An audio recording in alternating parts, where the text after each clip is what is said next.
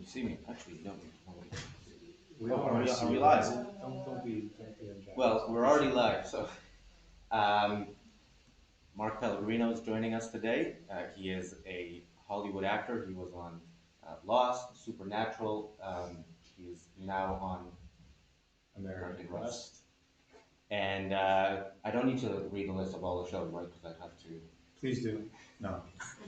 And he's an objectivist, and somehow he hasn't been canceled by Hollywood yet. So he will be answering any questions you have today about how that's possible and anything else you might want to ask him. So please join me in welcoming Mark Pellegrino.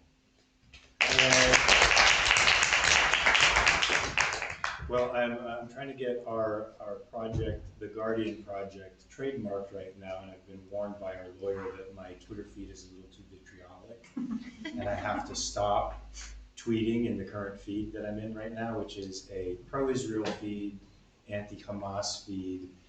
I've been unfollowed by a number of people who said, I am now unfollowing Mark Pellegrino because he posted an I Love Israel site that my friend actually created. So it's highly possible that I will be canceled via a bureaucrat who won't get us our trademark for our anti-bullying site because I have a vitriolic attack on bad people on my Twitter feed. So who knows, maybe the cancellation's it's just around the corner. We don't know.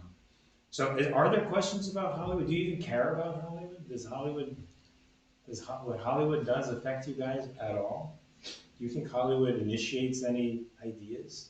Or do they just reflect ideas in the world? Are they philosophers or are they just storytellers? No, but they have a platform to spread their own type of ideas because people reckon what people don't even have to say. That's true. But are they just magnifying something that's existing in the culture? Are they starting anything new? Can you think of any Hollywood projects, any movies that you think that doesn't reflect the zeitgeist of the moment? Aside from, even when Ayn Rand's movie Fountainhead was produced, it was at a time when the values of the culture were much different than they are today, don't you think? So it wasn't like it was necessarily revolutionary at the time. So does Hollywood concern you at all? I'm assuming a Q&A about Hollywood and or philosophy and or about navigating the territory of Hollywood as an objectivist has some form of interest for you, otherwise we wouldn't be here, right? And I wouldn't be up here with the charge of answering questions related to that kind of phenomenon. What's it like being an objectivist in Hollywood? How do you avoid cancellation when you're an objectivist? Maybe I should just start talking about that a little bit, since I think I'm avoiding it.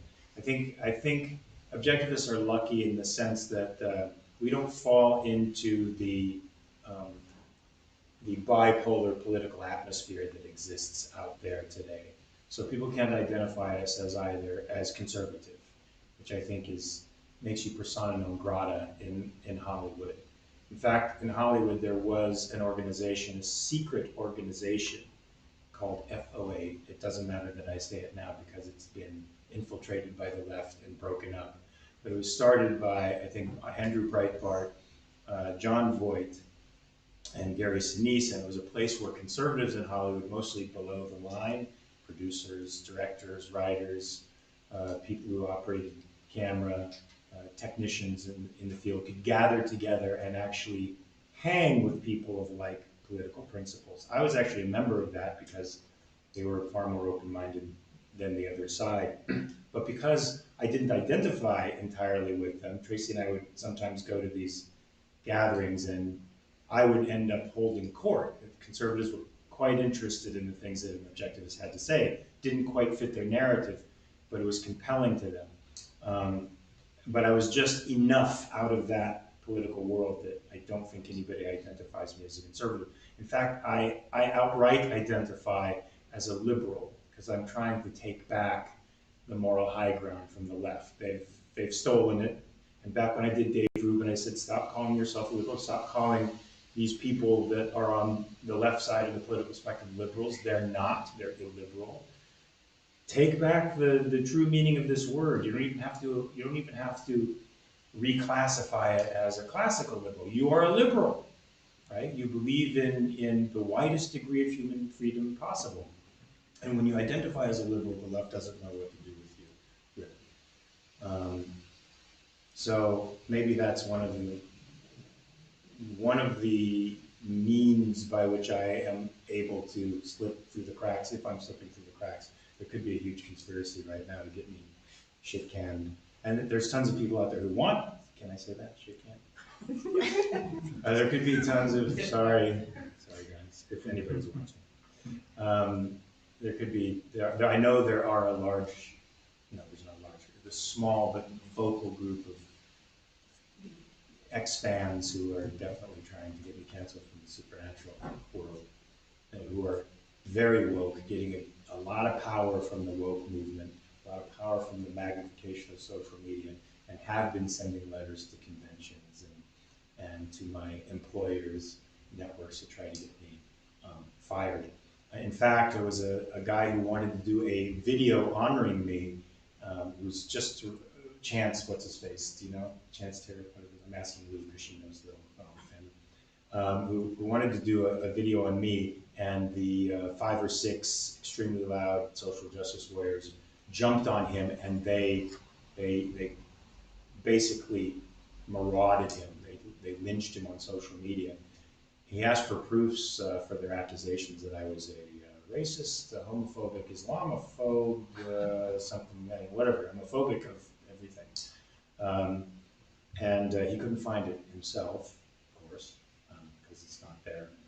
But he still had to retract doing a video in my honor, even though privately he said he was sorry and he couldn't find anything to make those charges stick, and he would think about doing it in the future for sure. So there's people out there trying to do it, and as much as I like Chance, he didn't have the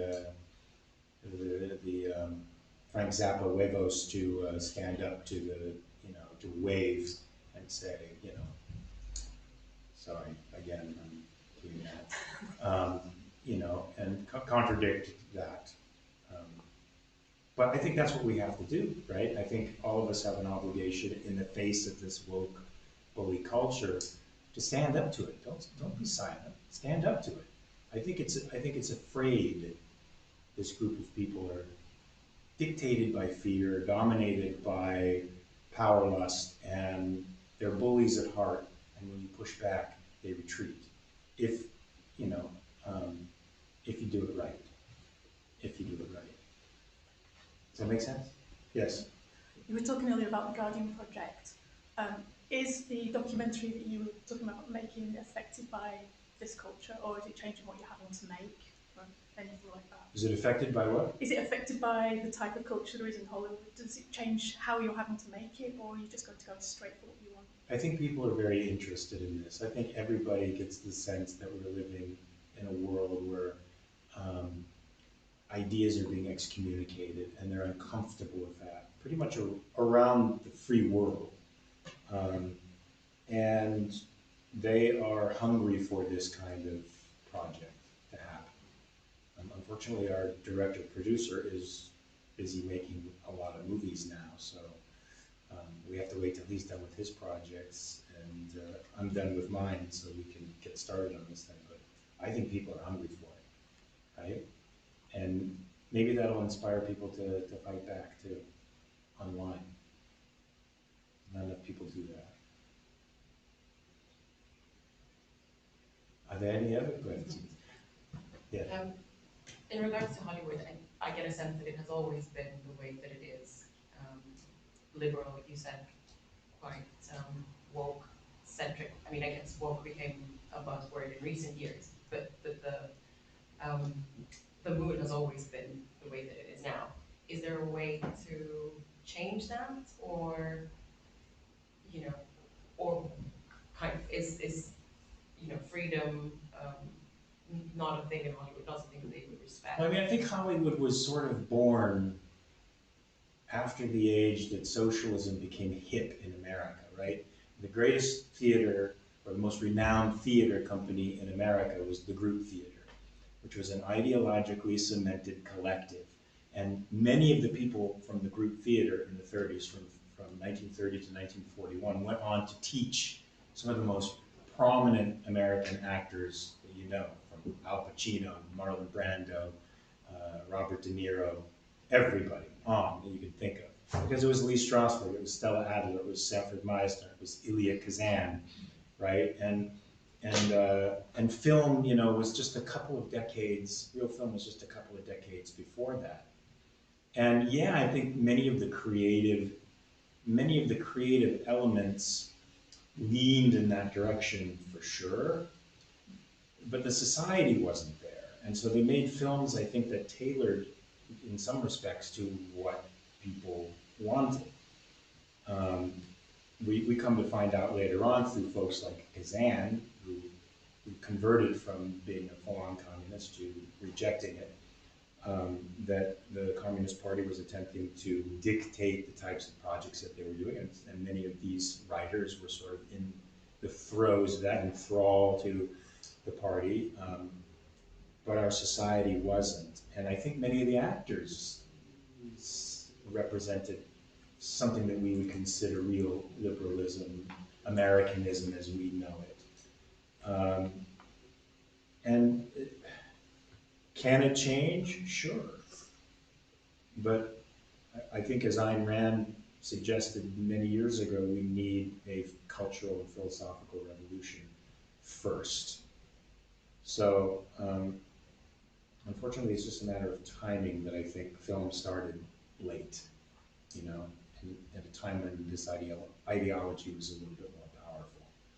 But don't you see cracks? Do you see fissures at all in the structure? Don't you see a project here and there that is heroic and interesting and says something against the grain, right? And occasionally the celebrity now, Chappelle, going against the grain, and the network finally standing up to all the pushback, to all the woke pushback. I think people are starting to see how parochial, how closed, insulated, and violent those ideas are, and they're starting to reject them, I hope. As a follow-up question, I mean, if you're a film studio, can you even produce a movie without sort of the woke elements of society creeping into your script? Because it just feels like everything that's recent on Netflix and Amazon Prime, I can only speak for the few that I've watched, I mean, a few platforms that I've subscribed to, it just feels like everything that's new is about that has these woke connotations, all the scripts, all the characters. So is that just film studios not being able to produce anything else because they know that that's what people want? Or are they pressured into creating movies like that because otherwise they won't get jobs? I don't think studios are known for their testicular fortitude, you know, so yeah, they're doing what they think the market demands and what the loudest voices are demanding. But I think there's some good in that. As much as I hate wokeness in general, the philosophy behind it, the epistemology behind it, we are getting a chance to see people acting that we couldn't before. And it truly is forcing Hollywood to be less chauvinistic. The most chauvinistic, bigoted place in the world is Hollywood. The most closed, insulated, blind institution in the world was Hollywood. People who exploited people the most are Hollywood. IATSE just went on strike, right? This is a union of technical workers and makeup artists in the studio system who are exploited like mad. Nobody cares about it. They treat them like jerk-offs, like things, not like human beings who have a life, who are working and have other things in their life to do besides this. That's why Hollywood writes, you know, I think even evil business people, because some of them are quite evil themselves and don't don't look at things in the same context as we as objectivists would. But I mean, this is the long form answer to your question. Yes, they're pressured into doing it because those are the loud voices. They don't want to deal with the protests because they're loud, even though they're unjust and wrong in many cases. They're loud and they don't like that. But by the same token, people who have not been able to work for years now have a voice, now have a role, now have, it is appropriately changing the way we view heroes, I think. You know, who occupies the position of a hero. Now, we as objectivists might not think it changes so much because Ayn Rand didn't have to denigrate groups of people or genders in order to raise one up, and oftentimes I see projects that elevate women denigrating men, and that elevate a particular ethnic group denigrating others, when that's not the way it has to be. Rand wrote good and evil characters all across the spectrum. It was your ideas that made you good or evil, and I wish more projects focused on that rather than, you know, determinate physical elements that we can't help. You know, what makes us have what's our identity? What we think, how we act, what our character is, what we do. Right? That's what makes us who we are. So. I see this movement as mostly bad, but having enough sense of truth. This is what gives it purchase in the culture, is the truth. That some of these people have been marginalized, pushed aside, ignored, treated badly, and this is it's a terrible way to recognize that fact, but it's still a fact, right? Did I say anything controversial there for anybody? It's sort of defending a little bit of the woke movement, which I despise. I despise it, but the truth that's in it has to be recognized, I think. Don't you think? Yeah, right? I mean, now I see women behind the camera. I see, you know, for American Rust, our DP was a woman. I've been in this business over 30 years. That's the first time I've seen that. Now there's even more opportunity for talents like my wife, who's an amazing writer, an amazing director, to work even more. And, you know, not fund her own projects, but be backed by people who now, for the first time in their misogynistic lives, can actually look at a script written by a woman and go, oh, yeah, there's something here. And if the stupid movement made that happen, I'm all right with that part of it. Right? You too? We have a couple of super chat questions. Good! So Sammy is boarding it, who I believe might be here, right? Asks, does the political climate in Hollywood and your personal views affect the roles you were offered? Yeah, they give me all the bad guys because like there's the objectivist. Fuck him. Make him the bad guy so we can kill him. I don't know. You know, I just got something called Class of '09 for Fox. I'm going to be doing this recurring on it. And it is sort of a David Koresh-esque. You know David Koresh? Do you guys know David Koresh? Anybody know David Koresh? David Koresh was the leader of a cult called the Branch Davidians, who famously got into a bit of a beef with the FBI in Waco, Texas, and came out the wrong side of the beef. They ended up bulldozing his compound and burning he and everybody in that compound to death, by accident, of course. So this guy is like a white supremacist, David Koresh-esque type. I don't know that they could get that type of sympathy from me online, but when I do talk to people, they do try. Don't they try to do that to you? If you're talking objectivism online and it's a particularly controversial issue, don't they sort of push you in that direction? Don't they try to claim that you believe XYZ when you don't believe those things at all, right?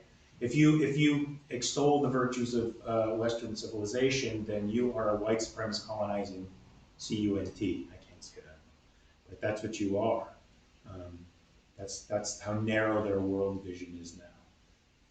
So I don't know if the people on Fox have I'm trying to do and I just played a sort of convict on Fox just this last time, but he did something okay. So I don't know that my point of view influences the roles that I get, that they give to me, but it's possible. It's possible.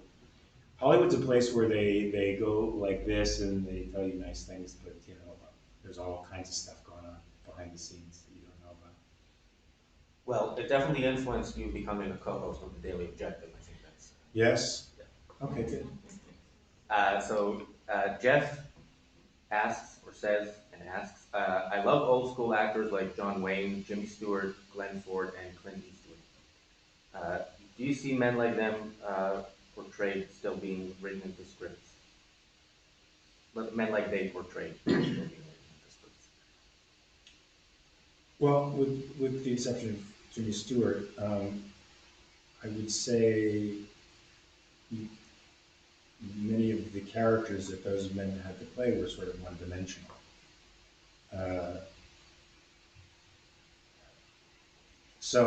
I think the characters are a lot more dimensional. I mean, I'm thinking of John Wayne stuff, and there's a lot of stuff that is interesting, but he's still a certain guy through the whole thing. Nowadays, there's movement in characters, there's arcs in characters that didn't quite exist the way they did back then. I think we can entertain deeper characters, more dimensions to people, and make them a little bit less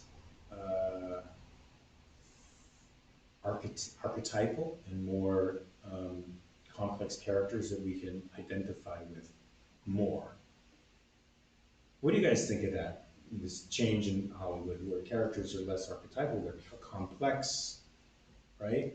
Do you want to know George Washington as Martha Washington wanted you to see him, the aught, where she burns all of his personal papers? You don't know what really went on behind the scenes, or do you want to see George Washington, the great man with the cracks too?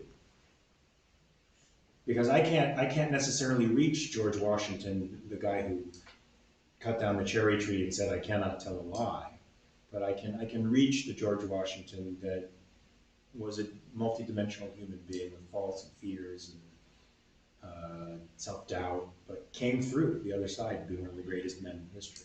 Which do you like? Cracks. Huh? I like some cracks. I like some cracks. Cracks, yeah, don't you? I do too. When I first read The Fountainhead, I think I'm going to get myself in trouble. When I first read The Fountainhead, I finished it on a bus. I just got on a bus in the valley, and it was a bus line that went all the way to the end of the valley, at a place called Shoup Avenue, which is like right in the North Valley before it becomes Calabasas and all that. None of this has been up, but I'm trying to paint a clear picture. It was a long bus ride, so that's it. I got done with it, and I walked out into this, what do you call a divider in the middle of two lanes? There's 4 lanes of traffic one way, 4 lanes of traffic another way. This big island of grass at a park in the middle. I walked to the middle of that, laid down, and cried. Because I found Rourkean elements of myself and Keating elements of myself. And I had no idea how to bridge the gap between the two, or to marry the two, or to make the one more dominant over the other. Turns out you just have to grow up and get a sense of yourself. But I didn't know that at 24, 25. And Rand didn't give me any solutions, right?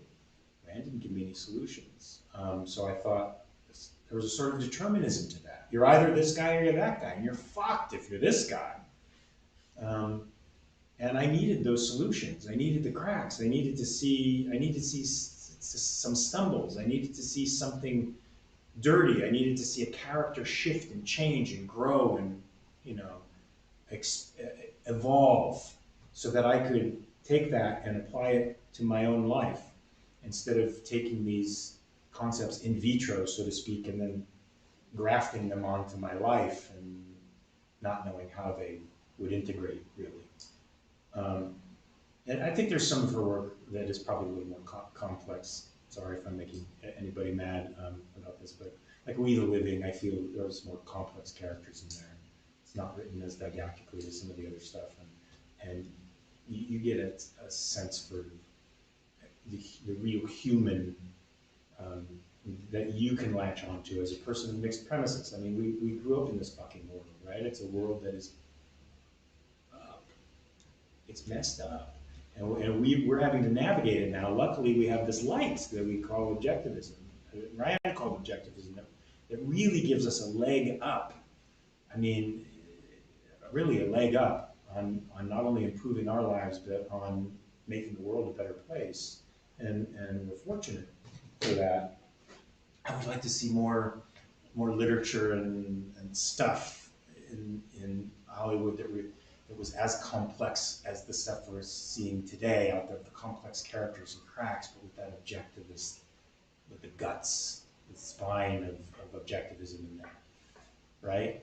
That worldview that is possible, right? That, you know, that you're a potential, that you can do it, that values are achievable, et cetera, et cetera, et cetera. Yes? So how do you keep your sense of life in Hollywood in the midst of all this youth culture and everything? I mean, doing things like the Daily Objective help me. Listening to Yaron Brook helps me. Reading helps me. Reading Objectivist articles, sometimes reviews, something that, you know, anytime I can get around someone, even if it's, you know, virtually, that is in the same ballpark as me, it's nice and affirming, because as an objectivist you can feel very left out, right? It's not a bad thing, of course, you know, but it's not easy unless you're a Rourke and you're a giant and don't give a fuck, and almost nobody I know is like that. Then there's something to the idea of being reflected and mirrored. Rand herself was incredibly lonely. I think that's why she stepped outside of her relationship for a while. She was a lonely woman. And needed to feel this sense of identification with someone that you feel when you're in relationship with them. So I just try to remind myself what's good and keep reading good things and listening to good things and listening to people who I think say good things and are able to integrate news and information in a way that I think is appropriate, makes sense of the chaotic world, right? They're able to come to generalizations that I think are clear and objective. And there's very few folks like that, but you know, they're out there. Yaron Brooks of the world, I think, keeps sustaining me. Don't they do that for you? Do you guys feel that sense? You listen to Yaron a lot, or no? Yeah, no, yeah. Yes. Of your highest values, what was it about acting that drew you into it? And when you actually started doing it, like the theory and the idea of acting, then when you actually started doing the application of it, what values came to you? Like, oh my god, this is the part of me I've been, You know, oh, cool. It's like, you know, money and, you know, fame and, you know, whatever. Not that I said that consciously, but I'm thinking that might have been part of what got me into it. But when I saw actors interacting on stage for real, when I saw something real happen on stage, not something make-believe, not made up, not somebody in his head trying to be good, but real simple humanity, and that a technique brought that out of people, that was very intriguing to me. Now I've applied it to a lot of work that I don't necessarily agree with, you know, and to characters I managed to find decency in, but I don't think they're decent people, you know, or and in projects that I do because they're far away enough from reality that it's not like I'm endorsing the value, but you know,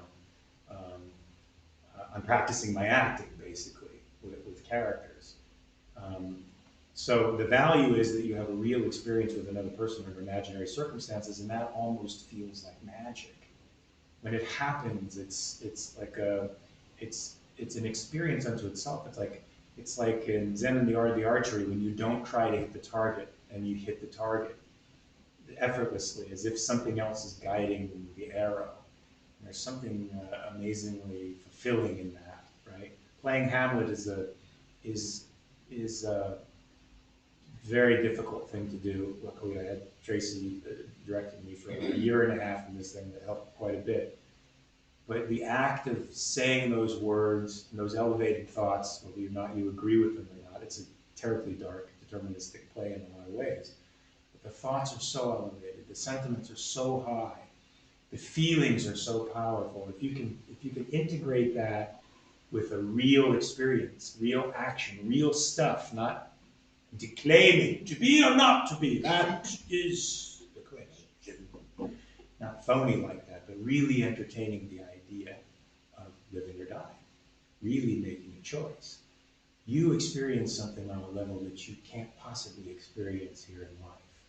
It's amazing. And so the experience, the grief, the agony that you go through as Hamlet on stage becomes almost a transcendent experience. Afterwards, you're not mentally ill, you're not effed up. You're filled with a sense of joy. You achieved something. You climbed a mountain that was very high, that a lot of people have tried to climb before you, famous people. And you know you did it better than them. It might not have been on film, but you know you did it better than a lot of them. That's powerful. It's a powerful feeling. After I did Hamlet, there was nothing I was afraid of for a long time. For a long, long time. Meaning, I could get sides, material, and at any length, last minute, and say, what the fuck am I worried about? I did Hamlet, and just go in there and do it. It gave me quite a bit of confidence for a while. Now I think I have confidence because I don't give a about I don't care as much, and I think that's something that you have to grow into, not caring what other people think. And I don't mean not in a narcissistic way, because I think narcissists can grab onto objectivism and make and rationalize their narcissism through some of their ideas, which I think is awful. And not at all what she means by not caring what people think. So you don't get your self-esteem by others' praise. You get your self-esteem by the value you bring to the world, what you're doing, and how you do it. And the process of work is now more interesting to me than what people think about it. Right? So, I care about what you think about my work. That's important to me because you have a great eye, and I know if you say it sucks, it probably really sucks, and I have to work on it. But I don't take that as a bad thing anymore. I don't take that as a knock to my self-esteem or a sense of value or capacity to do well. Whereas before, when I was younger, I think I was much more sensitized to that. So what does all that mean? I think the integration between those two halves, if you feel a little Keating in you, it's okay. It's all right. We grew up in a fucked up world. We grew up in a society that's mixed and fucked up. It's hard to escape that psychologically. But your work can come out when you think about these ideas more, you practice them more, you talk about them more. It gets them cemented in your being, in your mind, so that trickles down. I remember Peikoff was talking about teaching. One day, and he had written a concept on the board, and he looked at it. Been teaching for 10 years, and he looked at it and said, "That is right." That's sort of what happens, I think, with objectivism. You discover more and more how right the principles are in a visceral sense. The more you immerse yourself into it, think about it, turn the concepts over in your mind, try to find the holes in the ideas, challenge yourself, challenge others, That's what helps you grow out of whatever ails you, I think. Yeah. So Allison asks, how do you encourage someone into studying objectivism? How would I encourage someone into studying objectivism? Or how do you? Buy the goddamn books and read them now. I would say start with Leonard Peikoff. If you want to learn the philosophy, I think Objectivism, the philosophy of Ayn Rand, is an easier read than Objectivist epistemology. I think if you don't have any philosophical background at all, Objectivist epistemology is going to be dense, and it's going to be a little difficult, I think. The challenge is good. It's good for you to grapple with it, but I think it's much more deeply explained with Peikoff. I think the ethics is deeply explained by Tara Smith. And then I think you get into, I don't know if going backwards is the way, but I think it's good. And then go back and read Objectivist Ethics by Ayn Rand, and then Virtue of Selfishness, and then read the Fountainhead. So start with the philosophy and the colloquial version of the philosophy through Peikoff, and then work into the technical stuff, and then get into the fiction. I know other people would say fiction first, but I don't know. I started with the nonfiction. Did you? Yeah. I started with the fiction. You guys know how I got started with Ayn Rand? Do you care? Yeah. No? Oh, you do? Yeah. Yeah. So my friend gave me 2 books and changed my life. Which ones? Fountainhead and Idle Shred. I gave him 5. I gave him like The Road Less Traveled, The Way of the Peaceful Warrior. Have you ever read any of that book? Way of the Peaceful Warrior. I think I gave him Richard Bach book, Illusions. That's where I was way back. Have you guys read Illusions? No? Jonathan Livingston Seagull.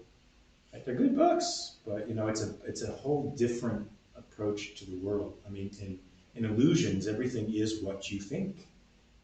And if you think you cannot penetrate that wall only because you think it's a wall. If you just truly believe that it was water or air, you could walk through it. And that's how the Messiah did what he did. That's how the Messiah was able to walk on water. He's just so far ahead of us. But that was a real epistemology for me at one time, that sort of miraculous universe thing. That's where most actors, I think, live, because you learn in acting school not to think too much. You learn in acting school that feeling is good. And it is good. Feeling is great. But I think you learn to become an emotionalist and to undervalue the rational faculty. Because you're in a performance art, so you have to be spontaneous. So there's something to it. But I think students of acting generalize it out to mean that thinking is bad in general. Yeah. So how does your relationship with art change after you became an objectivist? Because like the more I study the philosophy, the more I get more pleasure from art, especially classical art. How did it change for you? Did it change at all? It does change. I think your experience is deeper. And I think that, the most fundamental change, I think, is rather than just looking at something and say, that's pretty cool, and then moving on to the next thing, I might say, that's pretty cool, and think about why I think it's cool. And it's not a question that takes you out of the beauty of the moment. It actually establishes even more deeply the beauty of the thing that you're looking at, or the goodness of the thing that you're looking at. And I went through a period sort of recently. Tracy, you were mostly, I think, in Paris when I did this, but whenever I'd see a film, I'd write about it. I'd write reviews to myself, why I liked it, why I didn't like it, what elements were good, what elements were bad, and why. And that helped me to understand my standards even more clearly. And I think that's a great thing to do about any art that if you have the time, really to write about what you see, and that helps you sort it out. And that makes it a deeper experience for you, I think. It's not academic, it's sort of it's a interplay between your emotional life, because the whys, the answers to those questions are about you, what you value, and it's important to explore that. That kind of introspection is important, especially as an actor, as a would-be artist. You want to know as deeply as you can why you do what you do, why you think the way you think, why you like what you like. You have to explore those questions, I think, as an actor, right? Acting is a journey.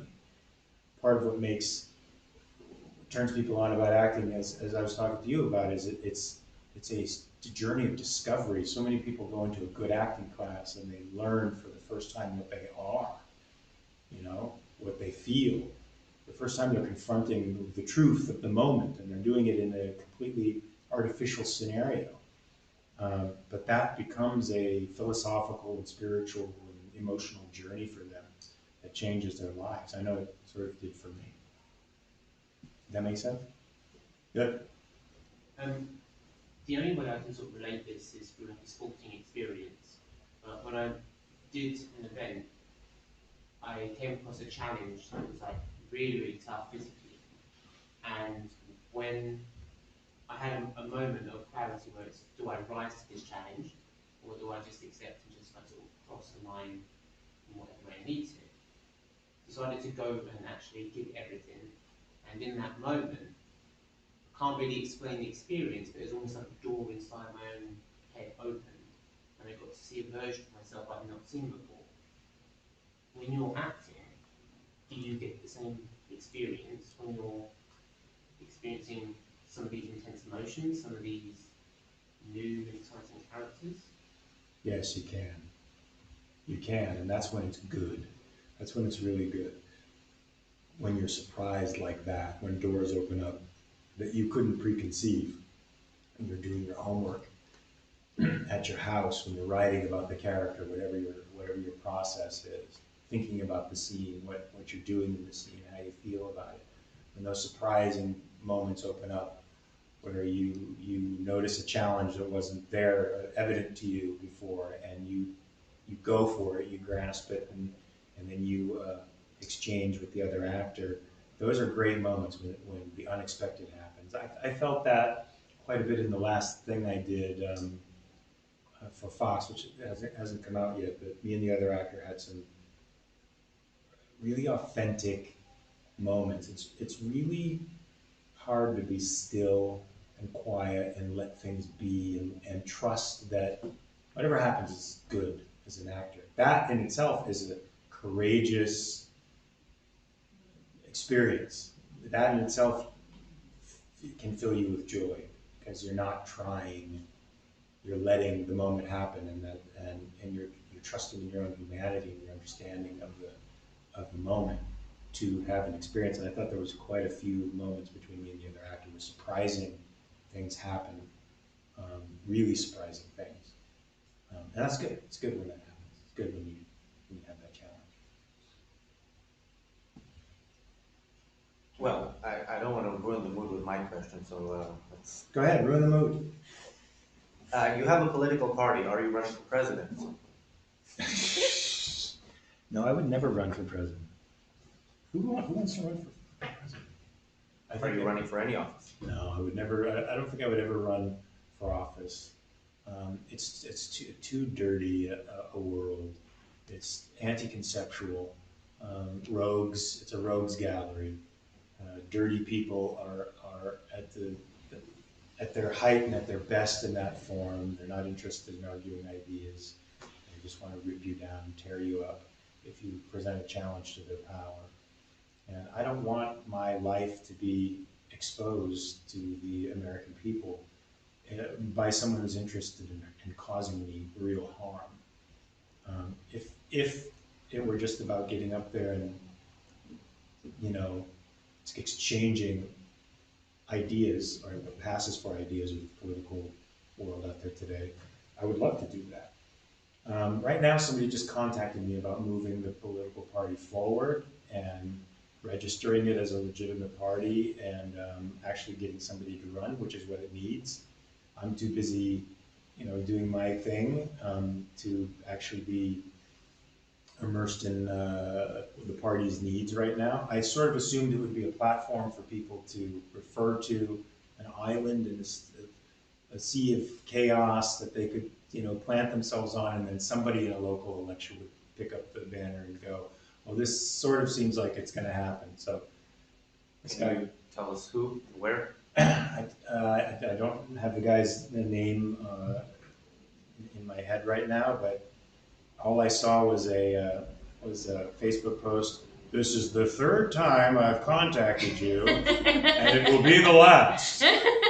If you are you serious about this? Because blah, blah, blah, blah. And so I hadn't seen his other posts, so I said, yes, let's talk.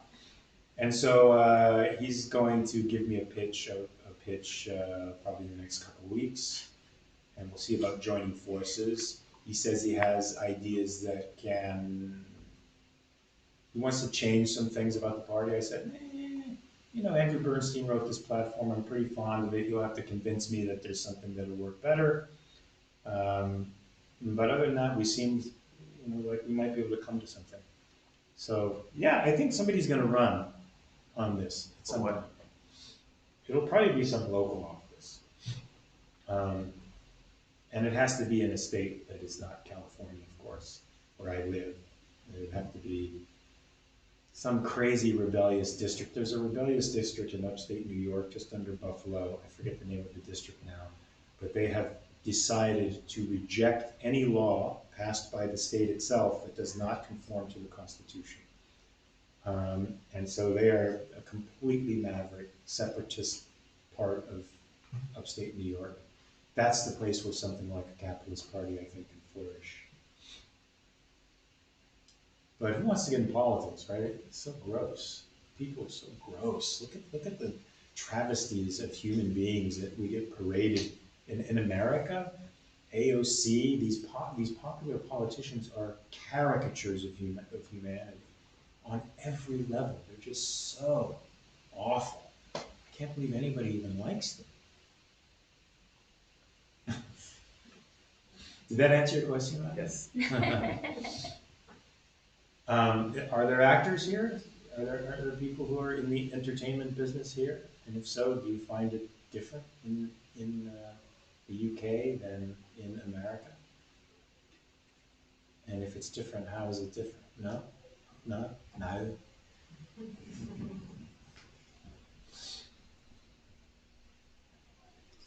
I mean, I imagine it's probably a bit of the same.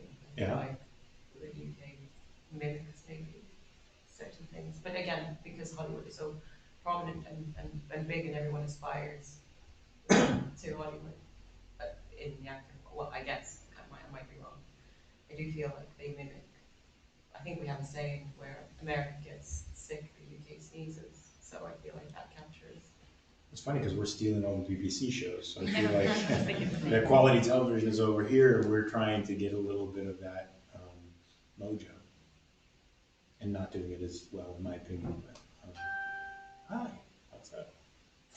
Are there more objectivists in Hollywood? They're just not very outspoken and kind of on the down low, or there aren't that There are more people in Hollywood that don't toe the line that you see and hear, right? The most extreme people are the people who make the news. I think Hollywood, despite its massive flaws, is a lot more diverse than people give it credit for. And it could be because I'm an outsider myself, that there's a certain degree of respect for the outsider. Because I think actors in general are sort of outsiders. They weren't in the popular set growing up, most of them, and and now they find themselves in a circle where they're being watched and seen for the first time. That turns some people into pricks, and other people, they have perspective about it, but they identify with the lone voice, or they can identify with it if it's in the right mode. If you're saying the right things, they can be on your side. But I don't know I think there's a number of people in Hollywood that will like Rand. They like her work to a degree, but there's so much bad press. there's so much, there's the salon.com version of objectivism that is popular, and that it gets magnified by these creepy socialists, you know, the creepy pseudo-philosophers out there, and or real academics who don't understand objectivism at all, but who promote this idea that she's a cultish figure, and people who follow objectivism are cultish people. And so I think it makes it difficult for people who aren't real thinkers, like most of actors aren't necessarily thinkers. Most writers aren't thinkers to me. They're good writers, they're good storytellers, they're thinkers in a way, but not philosophical. So they would like her on a certain level, but I don't know that there's real objectivists out there who have taken the ideas and picked them apart and really thought about them and integrated them into their lives. But we can change that, right? We can change that. We just have to do good work. Yeah. So I've seen Zack Snyder wants to do a version of the Fountainhead, or reboot the Fountainhead. Are you going to try and get in? Did you see the last zombie movie he did? Sorry, Zach. No, okay. I don't know what that means, though. I mean, Oliver Stone wanted to do the Fountainhead. I can't imagine anyone more hideous doing that story. And I can't imagine the damage he would have done to that story. I hate Oliver Stone. I have an Oliver Stone story. Let me tell an Oliver Stone story. So Oliver Stone was going to direct and produce a movie called My Lai. Do you guys know what My Lai was? So My Lai was a war crime in Vietnam committed by some American infantrymen who went into a village and massacred everybody in the village. Horrible, horrible war crime. And it became identified with the Vietnam War and America's involvement in the Vietnam War. And he was going to do a movie about it. And I went into audition for this movie, and I had to do a speech, like a 1.5, 2-page speech. And Oliver Stone was going to be there. So the casting director, apologize, I don't remember who it was, big casting director. She opens the door, Mark, come on in, Oliver's ready. So I come on in with my script, and I sit down, and Oliver's sitting about where you are in a sort of a similar theater setting. And he's got like a bundle of papers and notebooks and shit all over his thing. And he's writing, and he's involved. And when I walk in, and the casting director says, Mr. Stone, this is Mr. Pellegrino. He's like, hey, and he just goes back to writing. I'm sitting there. This is one of those moments where you think of the right thing to do when you're in your car. And then I have an experience later that, anyway, I'll tell you that. And so I was sitting there watching him. He's just writing. He's not looking up. He's not stopping like most normal people would do to watch the actor now do a speech, a long speech. Still writing, and so the casting director is sitting there. We're both looking at each other and at him, and then she just goes and turns on the camera, and I start going, but I'm distracted. I'm a little distracted as I'm doing my speech. It sort of has that I'm distracted by you kind of through line, which wasn't the through line of the speech. But when I'm done, he just goes, thank you, like that, and I walk out. And I think, I should have fucking said, all right, I'll start when you're ready. You want to put down your shit and watch me? Cool. If you don't, if you want to write, I'll see you later. That's what I should have done.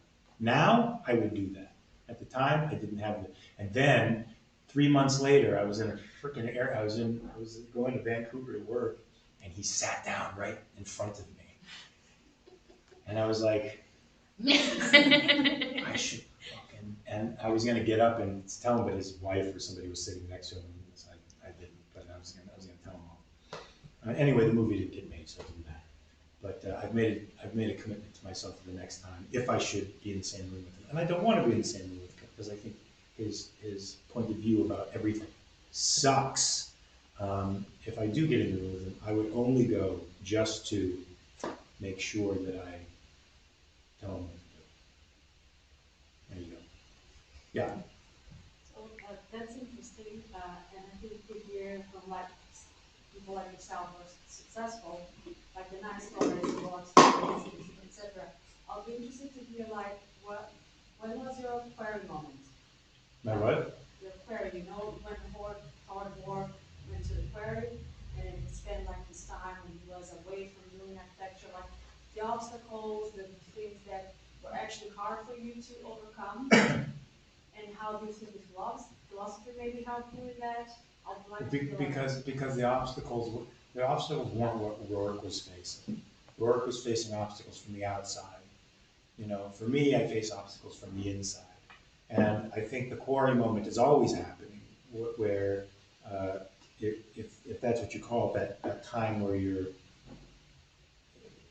I wouldn't even know if I call it the quarry moment, but you know, there's not a single, I don't think there's really an issue that I've had in this entertainment world that isn't on some level my fault if I have an issue with it. If I'm not saying what I think or feel, then it's sort of my fault for letting it happen. And it's about overcoming that internal obstacle that gets in the way of your self-esteem to say, I deserve this, so stop. Or I deserve this, so here's what we have to do. If you want me to have this experience, then you have to do this. And maybe this is unique to me, I don't know. This issue of self-assertion and learning to self-assert over time. Maybe it's just from where I grew up, the things that I experienced, that becomes my peculiar obstacle. I've seen it around enough to know that it's maybe a little more generalized. And a philosophy like this, it helps you acquire that self-esteem because you see how it works in the world. You understand? Like, it's not about you know, talking yourself up, pumping yourself up into a state of self-confidence. It's about integrating a principle, a way of looking at the world, and seeing that it works, seeing that it's logical, seeing that it makes sense, and that increases the boundary of your self-esteem that much more, right? It grows it a little bit more, and a little bit more, and a little bit more, and a little bit more, until you learn to trust the evidence of your senses and your mind. And for anybody who grew up in a space where you know, the parenting was neurosis-inducing because it's mixed messages and silence and bad communication, all those things that fuck your brain up and miswire you and make you misinterpret everything, and not trust yourself because you misinterpret everything. The neurosis of most actors, in other words, it's those you find most often. And it's a philosophy that helps to rewire your mind.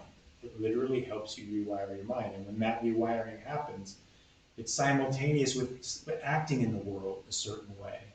And seeing that, oh, it's not what I thought it would be, it's this. Oh, and the more you discover that, the more solid I think you become as a person, the more confident. So, does that make sense? Did I answer your question? So for me, it's a constant sort of becoming, state of becoming, right? And the obstacles are always here for me. Always here. Do you guys feel that sense? Are obstacles mostly in you, right? Your lack of that you don't stand up and say, I want to be counted, or I believe this, or I think this. Times when I thought the interpretation of something should go this way, and I sat on it and did what they wanted instead of what I do now, which is, I actually think this, you know? And that started a while ago. I remember I was doing an X-Files, and Kim Manners was directing it. He's a famous producer-director who passed away. He was big in the sci-fi world. Supernatural, for anybody who knows Supernatural. But he liked to map out the entire scenes in his head. He had the shot plan all figured out, and he'd say, okay, Mark, here's what you're going to do. You're going to go over there, and you're going to say this. You're going to go over there, and you're going to say this, and over here, blah, blah, blah. I've never had that done to me before, but I had already started sort of on that path. It was sort of new to the path, but I said, that's cool. Wouldn't it be better if I went here and here and here and did that over there? And he looked at me and went, you're right, it would be. But we have 34 setups to do, and you have to do it this way. So that was like, every step that you take where you find success, or even if you don't find success, but you find that the fall isn't like what you imagined it would be. You grow and you get bigger, and you get a greater sense of who you are and what you're capable of. Right? So, yeah, that's what, and Objectivism has helped me with that, big time. Big time. So many quiet people, so many folks just absorbing. Are you absorbing? Is there anything of value you're getting out of this, even though you're not saying anything? Yeah? Okay, good. Yes? I know you and Tracy were saying the acting school. Can you talk a little bit about that? Tell us what you're working on there. Yeah, so Tracy has set up an acting school in Paris based on the technique that we both studied for many years and taught for many years, called the Meisner techniques, the Meisner approach to acting. Sanford Meisner was part of the group theater that I told you about earlier. I think he was a genius teacher. He devised exercises that enable you to really listen and really be focused and really do and have experiences on stage, unlike, I think, any other acting technique out there. I think it's unique in its ability to make you raw and filled up and spontaneous and real on stage. And she's an exceptional teacher in my view, and started this acting school in Paris. We taught in Paris under a couple other schools, which will remain nameless. No, Yeah. L'Entrée des Artistes was a good school. Huh?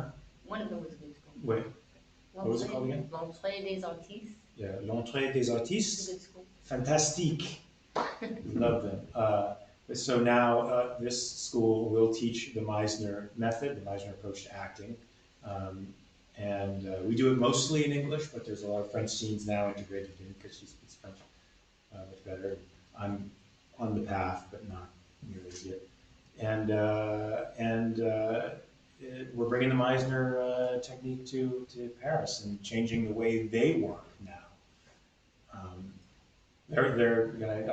I think their problem was, they act emotional states, right?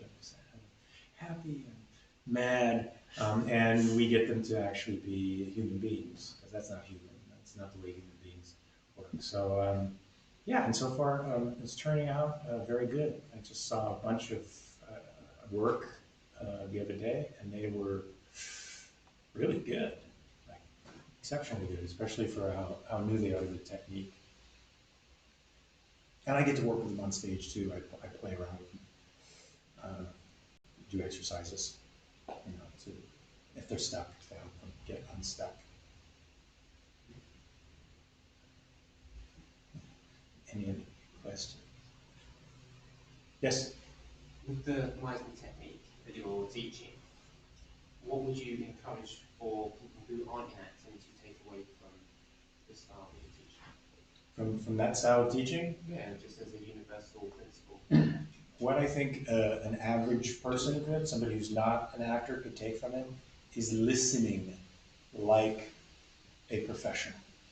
What does that mean? It means you listen with more than your ears. You learn to listen with this, with your, I know we don't have instincts or intuition, but it feels like that. Where you're actually embedded in what the person is doing and saying. And so it's a much, much fuller sense of attention, right? It's almost a Buddhistic sense of attention to the other person. Marlon Brando used to say when he would work that he would watch somebody's teeth grow when he worked. That's just an extraordinary amount of concentration and focus. Robert Duvall would say, when I work, you do your homework and then you get on the set and you get into the other person's eye and you work. And that just means you're completely immersed in what the other person's doing. And when you do that, that level of concentration with the other person, nothing else matters, right? That's why when people ask me about how do I get over being nervous? I'm so fucking nervous when I go into an audition or a play. Everybody gets, not everybody maybe gets nervous, but I would too. But you immerse yourself in the problem of the play. you immerse yourself in the other person who's acting with you, and you forget to be nervous anymore. You're too interested in what's happening. And the Meisner technique trains you to do that habitually, so that you don't wander. Or if you do, you know how to get back in the moment. And that happens through the constant practice, through these exercises that Meisner made up, and other people badly imitate, called repetition exercises. It gets you listening and paying attention to what's underneath the words, right? What's underneath the words is how you train yourself to really, really listen intently and concentratedly to another person. So that's the primary thing, one of the primary things I think that somebody who's not in the craft would get. Additionally, I think you get a sense of a much more authentic grasp of who you are. Because you can't lie on stage. A lot of people try to lie on stage, and the more you lie, the worse you get, the worse it looks. The more you try to be good, the more awful you are, the more obvious it is, especially to people who know what's going on. The more authentic, the more at ease you are with what you are and who you are and how you respond to the other person, letting yourself be free, liberated from all the stuff all the tricks you use out there to not connect with your authentic self. You train those out of yourself in acting. And I think Objectivism is uniquely tailored to help people with that. I don't think a lot of people use it for that, though. I remember a young actor came up to me after a Q&A that I did with Iran at one of the conferences. And he said something about, I had said something about, how acting teachers say you shouldn't be in your head, and how they attack thinking. They use that idea of not being in your head to attack thinking and reason, and they shouldn't do that. And this kid came up to me and he said, my acting teacher said that about me, and I'm glad you said that. And I said, well, he might be right about you. He might be right about you. You may be here too much and not really being in the moment with somebody. Maybe when you're up here, like, thinking about how the scene is supposed to go or what you're going to do after they say their line, you're not there with the person. So don't use my attack against most acting teachers to rationalize the fact that you really are up here, and you're really not spontaneous, you're really not living in the moment. People mask their vices with virtues. People could use Objectivism to be bad, just to be bad in a lot of ways, or to ignore, introspection. And I think actually it's the opposite. I think Objectivism compels me to be honest, and compels me to introspect. It compels me to be the most authentic person that I can be, to make my word equal, to make my deed and word equal to each other. That's what Objectivism is teaching me. That's what it's teaching me. So I don't even remember what the question is, but I think I answered it. Did you have a question, Ross? You look like you're having a question. No, I lost my question. Well, I have more questions, but we do have, members of ARC UK are welcome to join us after the event for dinner, where I guess we can ask more questions that are not going to be live streamed on YouTube, so maybe we can say things you wouldn't say. Okay, I think Tracy and I only have a limited time, so we only have to the time of the thing. So if they want to ask the questions, they should probably ask them. No. Did that make sense? What I was saying? It was a fairly long answer, but you get the idea that it's very helpful. Acting is you get a good acting teacher. I think they can expand you as a person. The journey can be a spiritual one. So in philosophy, he needs it. Iron Man talks about playing a game where you take everything super literal. So whatever someone says, and just take them on face value. As an actor, you're saying about you've got to feel the intent behind the words. So I guess what I'm curious about is how have you bridged those two concepts? Because and when you said some people lie on stage and that's really easily picked up that person's not being their authentic self. Yeah. to be your authentic self in a character that you are inherently not is a form of false reality. So how are you bridging everything from that regard? It's not a false reality because you're finding the virtue to act. Okay, you're finding the thing that turns you on about the character, and you're doing that. And you're letting the audience follow the story. They're suspending disbelief and following the narrative. You're in a different narrative. So let's say I'm playing the character Paul and Dexter, who most people think is a complete and total a-hole. To me, he was a man trying to reunite his family, trying to be father to his children, trying to get back together with his wife, trying to protect her from this evil guy, Dexter. And I tried to do that. I was the hero of my story. And technically, you're the hero. You as an actor, I think you have to be the hero of every story you're doing. So I'm always acting heroic values that I can get behind. The character of Lucifer, particularly in season 5, less so in the subsequent seasons, but in season 5, I'm the hero of my story. I am getting revenge against a unjust, a narcissistic, absentee father. I'm giving him what he deserves, and the family that supported him and rejected and abandoned me, the only one to stand up against him, they're getting it too. And I understand what that means, that desire, the sense of justice. I have a tattoo on my back that stands for justice. It's the most important concept to me in the world. And I identify with Lucifer as a rebel, a man, a being who stood against arbitrary authority. So that's what I'm acting. Let the story tell its own thing. That's my thing. I'm the hero of my story.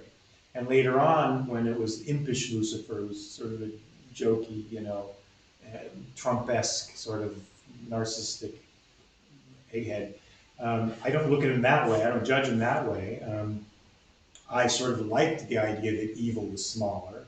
That fit with my objectivist principles. So I was able to still act the familial aspects that are the story.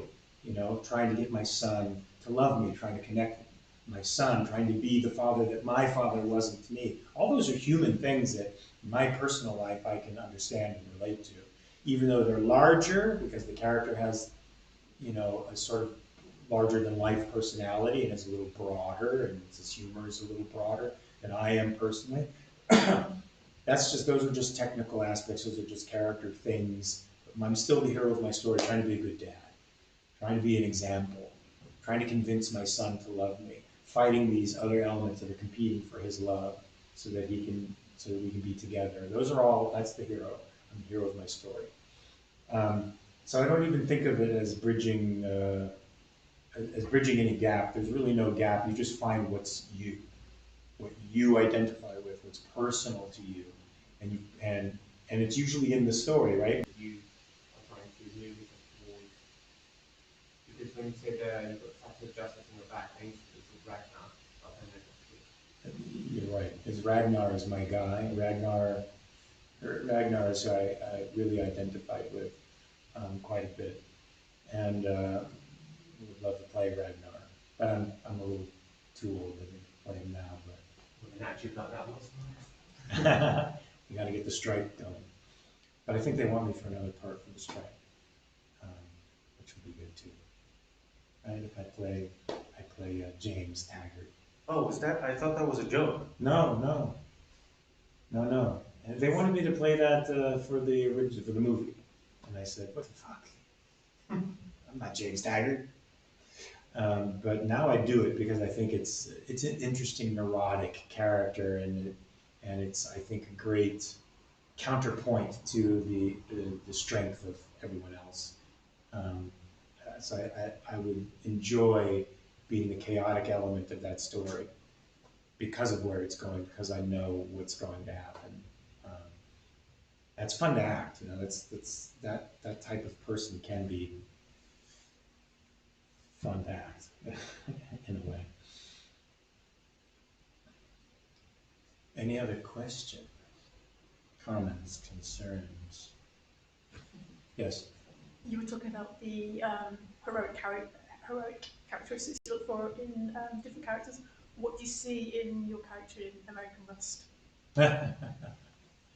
Right. Yeah. Okay. What I look at in a guy like, for anybody who hasn't seen that, my character is the deadbeat dad, who is sleeping with pretty much every woman in Buell except his wife, and his wife is having an affair with the sheriff. It's just a dirty little entangled world, and I'm not really there for my son at all. In that case, there are scenes where I am trying to do the right thing, which I get behind. The character to me is a man child. He's a boy, you know. So for me, man children are fun to act. They're unpredictable. You don't know what they're going to do. They're horrible to live with, right? Because they have no values. They're not adults. They can't see into the future. They don't know when, or don't care when they're burning bridges. They don't understand what that concept means. But they're fun to act in the way that Lucifer's fun to act. You know, there's a liberty there that a kind of, I don't want to say anarchy, but it is sort of like that moral anarchy that can be fun to play with in certain spaces, you know. And I think that the virtues that I think I focus on with Virgil are that he makes his wife laugh, you know, and there's virtues that he has with his son that are very similar, I think, that I get behind. But, you know, a character like that is definitely not somebody I would respect in real life, but I have to find those ways in, the kid-like things in him that can be exploited at some point to make him sensitive and open and redeeming in some way. Does that make sense?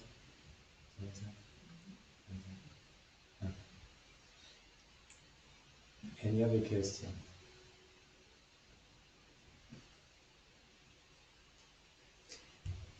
Well, thanks, Mark. Yeah? And yeah, once you end the stream, I will say the things that we don't want to say.